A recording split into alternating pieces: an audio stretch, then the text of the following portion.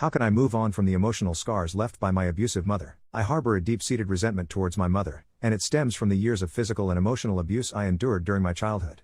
This toxic behavior persisted until I turned 12, at which point I began to physically defend myself, resulting in her ceasing the physical abuse but initiating a pattern of mental torment instead.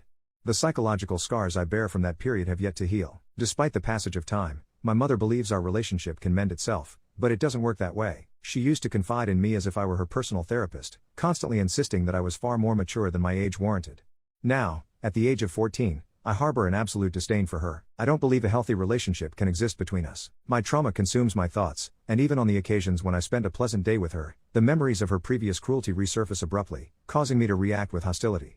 She questioned why I treated her with such cruelty, and I reminded her of the way she treated me. Instead of engaging in a productive conversation, she would have a breakdown, destroying everything in her path, leaving me without the chance to communicate my feelings to her. The mere sound of her raising her voice causes me to tremble and brings me to the brink of tears. Every time she raises her hand in anger, I am plagued by panic attacks. I recall a specific instance when I had a panic attack in her presence, and her response was to strike me forcefully with an umbrella, resulting in a gash above my eyebrow. I struggle to comprehend how a person could perpetrate such acts of abuse while remaining oblivious to the reasons behind my animosity.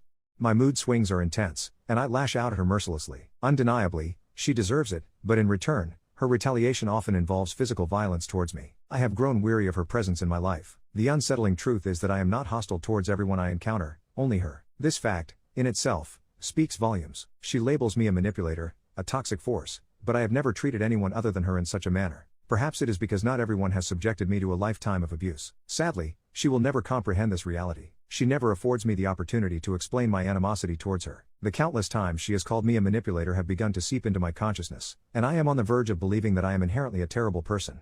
But how could I be anything but in the presence of such a mother? She continues to be abusive and unkind, but I must focus on healing myself. Regrettably, she is imposing her will upon me, forcing me to attend a school in close proximity to her workplace, ensuring she can observe my every move.